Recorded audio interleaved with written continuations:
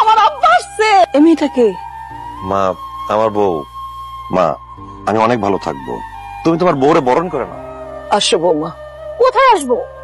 শাহিন, এই ভাঙাচোরা টিনের ঘর, এটা তোমাদের বাড়ি শাহিন? হ্যাঁ হ্যাঁ, এটাই আমাদের বাড়ি।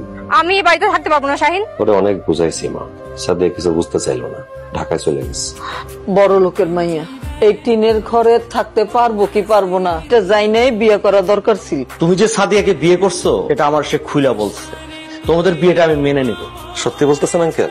হ্যাঁ, তবে আমার একটা শর্ত আছে। তুমি তোমার গ্রামের বাড়ি ছেড়ে ঢাকায় আমার বাড়িতে এসে ঘর জামাই থাকতে হবে। তোমার মায়ের সাথে কোন রকমের যোগাযোগ কিংবা সম্পর্ক রাখতে পারবে না। কি কইলো? আমার শ্বশুর বলছে আমাকে বিয়েটা মাইনে নিব। আলহামদুলিল্লাহ। তবে শর্ত আছে। কিসের শর্ত? ঢাকায় শ্বশুর বাড়িতে ঘর জামাই থাকুন লাগবো, তোমার লগে কোনো যোগাযোগ যাইব না। তুই ব্যাগটা নিয়ে কই যাইতাছস? আমি ভাইবা দেখছি আমার শ্বশুর যে শর্তগুলো দিচ্ছে সেগুলো মাইনা নিব, তাই আমি ঢাকা চলে যেতেছি শ্বশুর বাড়িতে বউয়ের কাছে। তোর শ্বশুরের শর্ত মাইনা নিলে তো আমার লগে আর তোর কোনো সম্পর্কই থাকবো না রে বাবা। তুমি আমার মা, তোমার লগে সম্পর্ক কেন রাখুম না? আমি তোমার লগে ফোনের কথা কমু, তোমার লগে আমার দেখাও হইব, কিছুদিন পর আমি তোমার টাকাও পাঠাবো। এখন যাই। আসসালামু আলাইকুম। ওয়ালাইকুম আসসালাম।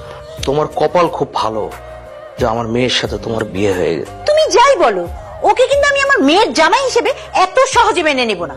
আহা মাম্মি, যা হবার তো হয়ে গেছে, আর তুমি ওর সাথে এভাবে কথা বলছো কেন? আমার আপু, তোর চয়েস যে এতটা খারাপ এটা আমি আগে জানতাম না। ছাই নতুন কাজের লোক রাখলে কবে? আমি ওনাদের বাসার কাজের লোক না, আমি সাদিয়ার হাজবেন্ড। কি বল? যেভাবে সাদিয়া আপনাকে দিয়ে ব্যাগ টানাচ্ছে, কোন মানুষ তার বাসার কাজের লোককে দিয়েও তো এভাবে ব্যাগ টানায় না। ভাই আপনি এভাবে কেন কথা বলতেছেন? তাছাড়া আপনার পরিচয় কি? আপনি কে?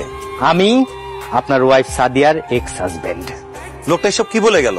তোমার এর আগে আর একটা বিয়ে হয়েছিল?